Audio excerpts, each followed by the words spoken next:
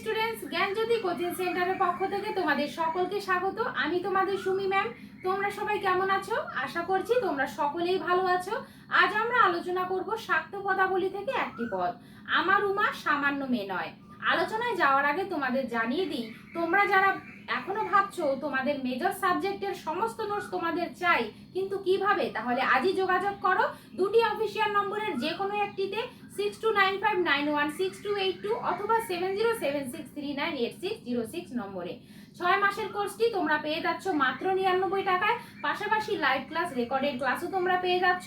তাহলে সময় নষ্ট না করে আজই রেজিস্ট্রেশন করিয়ে নাও 99 টাকার বিনিময়ে। এরপর চলে যাব আজকের আলোচনায়। আজকে যে পদটি আলোচনা করব, আমার উমা সামান্য মেয়ে নয়। তোমরা ব্ল্যাকবোর্ডে দেখতে পাচ্ছ এই পদটা হলো বাল্যলীলা পর্যায়ের পদ। বাল্যলীলা কাকে বলে? মহামায়ার বাল্যলীলা সম্পর্কিত যে পদগুলি আমরা পাবো সেটাই হলো বাল্যলীলা পর্যায়ের পদ। তাহলে লীলা কাকে বলে? লীলা কথার অর্থ হচ্ছে খেলা। আমাদের মতো সাধারণ মানুষের কাছে যেটা খেলা, দেবতাদের কাছে সেটা হচ্ছে লীলা। যেমন ধরো আমরা বিকেলবেলা খেলতে যাই, বিভিন্ন প্রকার খেলা খেলি, তো আমাদের কাছে এটা খেলা, আর দেবতাদের কাছে হচ্ছে এটা লীলা। লীলা দু প্রকার, অপ্রকট লীলা আর একটা প্রকট লীলা। তাহলে অপ্রকট লীলা কি?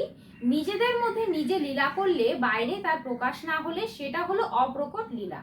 আর প্রকট লীলা হলো বাইরে লীলা প্রকাশিত হলে। যেমন ধরো ভক্তের মনোবাঞ্ছা পূরণের জন্য আবির্ভূত হলে যে লীলা ঘটে তাকে প্রকট লীলা বলে। এইটুকু আলোচনা করার একটা কারণ রয়েছে। এই যে বিষয়টা, যে দেবতাদের ঐশ্বর্য রূপের একটা বিষয় লক্ষ্য করি, আজকে যে পদটা পড়বো, আমার উমার সামান্য মেয়ে নয়, এই পদটাতেও কিন্তু বাল্যলীলার সাথে এই উমার একটা ঐশ্বর্য রূপের সংমিশ্রণ কিন্তু আমরা লক্ষ্য করব। এই পদের মাধ্যমে আমরা জানবো যে এই যে পার্বতীর একটা ঐশ্বর্য রূপ রয়েছে, এটা কার মাধ্যমে জানবো? মাতা মেনকার মাধ্যমে জানবো। শুধু এতটুকু তোমরা মনে রাখবে। এবার আমরা লাইন ধরে ধরে পদটি আলোচনা করব। আমার উমা সামান্য মেয়ে নয়, গিরি তোমারই কুমারী তা নয় তা নয়, স্বপ্নে হা যা দেখেছি গিরি কহিতে মনে বাসি ভয়। এই তিনটে লাইনের মধ্যে আমরা জানতে পারি মাতা মেনকা তার স্বামী গিরিরাজ হিমালয় আর তাদের কন্যা উমাকে নিয়ে মাতা মেনকা স্বপ্ন দেখেছে, এবং স্বপ্নটা দেখে মনের মধ্যে এক প্রকার ভয়ের সৃষ্টি হয়েছে। আর বলছে গিরিরাজকে, তোমারই কুমারী তা নয় তা নয়, উমা সামান্য মেয়ে নয়। কি এমন স্বপ্ন যেটা গিরিরাজকে বলতেও ভয় উপলব্ধি হচ্ছে? উমা সামান্য মেয়ে নয়, তার মধ্যে এক ঐশ্বর্য রূপ রয়েছে, তিনি যেন এক দৈব শক্তির অধিকারী। এবার দেখব যে স্বপ্নে মাতা মেনকা কি দেখেছে। পরের লাইন দুটোতে দেখব, ওহে কার চতুর্মুখ কার পঞ্চমুখ, উমা তাদের মস্তকে রয়, রাজরাজেশ্বরী হয়ে হাস্যবদনে কথা কয়। চতুর্মুখ মানে ব্রহ্মাকে বলা হয়েছে এবং পঞ্চমুখ মানে শিবকে বলা হয়েছে। আর মাতা পার্বতীর ঐশ্বরিক রূপটাকে বলা হয়েছে রাজরাজেশ্বরী। চতুর্মুখ কি? ব্রহ্মার 4টি মুখের কথা বলা হয়েছে। কেন ব্রহ্মার 4টি মুখ হলো? সৌন্দর্যময়ী অপরূপা তিলোত্তমা দেবতাদের যখন প্রদক্ষিণ করছিলেন, তখন তিলোত্তমা যেদিকে যাচ্ছিলেন সেদিকেই তাকে দেখবার জন্য ব্রহ্মার 4টি মাথা সৃষ্টি হয়। এবার প্রশ্ন আসে যে তিলোত্তমাকে কে সৃষ্টি করেছেন এবং কেন? খুব সংক্ষেপিত আকারে বিষয়টি জেনে নেব। তিলোত্তমাকে সৃষ্টি করেছিলেন বিশ্বকর্মা। সৃষ্টির কারণ, এক দৈত্য রাজা ছিল, নাম নিকুম্ভক। তার 2 পুত্র সুন্দ আর উপসুন্দ। এক সময় 2 ভাই অমরত্ব লাভের আশায় তপস্যায় বসেছিলেন। যথামতো তপস্যায় সন্তুষ্ট হয়ে ব্রহ্মা তাদের অমরত্বের বর দেন। বলেন যে তোমাদের কেউ কোনোদিন হত্যা করতে পারবে না, একমাত্র যেদিন তোমরা 2 ভাই পরস্পরের বিরুদ্ধে অস্ত্র ধারণ করবে সেইভাবেই তোমাদের মৃত্যু ঘটবে, অযথা নয়। অর্থাৎ মৃত্যুর কারণ হবে তোমরা দুজনেই। যথাযথ অমরত্ব পাওয়ার পর এরা যখন অন্যায় পথে চলে যায়, দেবতারা কোনো দিশা না পেয়ে বিশ্বকর্মার কাছে যায়। কিন্তু উপায় একটাই, 2 ভাই যখন পরস্পরের বিরোধিতা করবে, কিন্তু কিভাবে? তখন দেবতারা বিশ্বকর্মাকে বলেন এক অপূর্ব সৌন্দর্যময়ী নারী সৃষ্টির কথা। তখন বিশ্বকর্মা ত্রিলোকের মধ্যে যত যা কিছু সুন্দরময়ী বস্তু রয়েছে সব কিছুকে তিলে তিলে একত্রিত করেছে। আর এই বস্তুগুলো তিলে তিলে একত্রিত করা হয়েছে বলেই কিন্তু তার নাম হয়েছিল তিলোত্তমা। যাই হোক, বিশ্বকর্মা এক অপূর্ব সৌন্দর্যময়ী নারী আবিষ্কার করে ফেললেন। এই তিলোত্তমাকে দেখার জন্য দেবতা, অসুর, স্বয়ং ব্রহ্মা, ইন্দ্রদেবেরও হৃদয় উদ্বেল হয়ে উঠেছিল। কারণ সে এতটাই সুন্দর, ইন্দ্রদেবেরও কিন্তু সহস্র চক্ষু তৈরি হয়েছিল এই নারীকে দেখবার জন্য। পাশাপাশি সুন্দর আর উপসুন্দর আর ব্যতিক্রম ছিল না, তাদের মধ্যে ঝগড়া বেঁধে যায়, দ্বন্দ্বের সৃষ্টি হয়, দুজনেই সেই এক নারীকে পেতে চায়, এইভাবে দ্বন্দ্বের সৃষ্টি হয়, তাদের মৃত্যু ঘটে।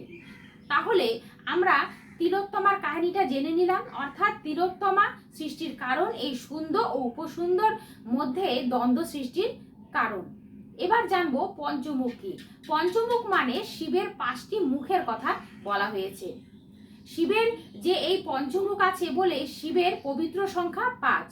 কথিত আছে শিবের শরীর নাকি 5টা মন্ত্র দিয়ে গঠিত। শিবকে পঞ্চমুখ, পঞ্চাননও বলা হয়।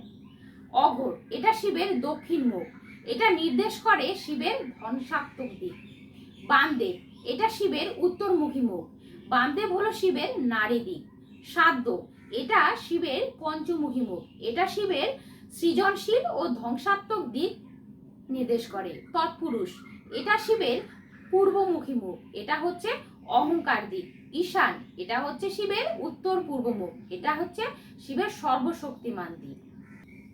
এই যে মাতা মেনকা উমার ঐশ্বর্য রূপটি দেখতে পাচ্ছে, দেখে সে ভয় পাচ্ছে এবং গিরিরাজকে বলছে তোমার উমা সামান্য মেয়ে নয়।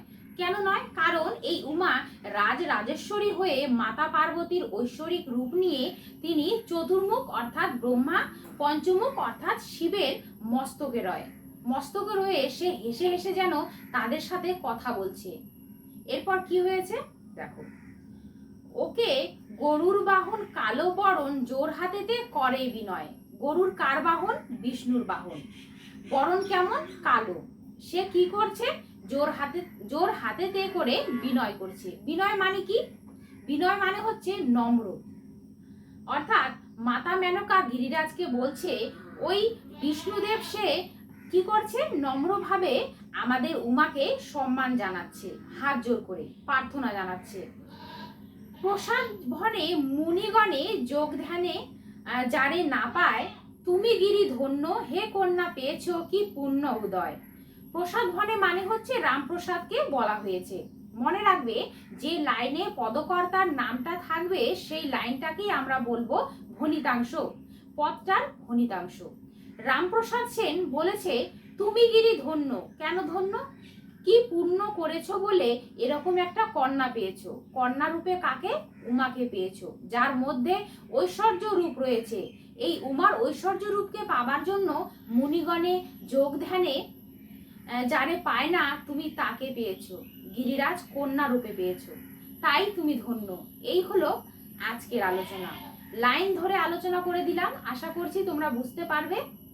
তোমাদের যদি ক্লাসটি ভালো লেগে থাকে তাহলে অবশ্যই চ্যানেলটিকে সাবস্ক্রাইব করে পাশে থাকবেন, আর পাশে থাকা বেল আইকনটি অল প্রেস করে দাও যাতে নেক্সট টাইমে কোনো ভিডিও আপলোড করলে তার নোটিফিকেশন সবার আগে তোমাদের কাছে পৌঁছতে পারে।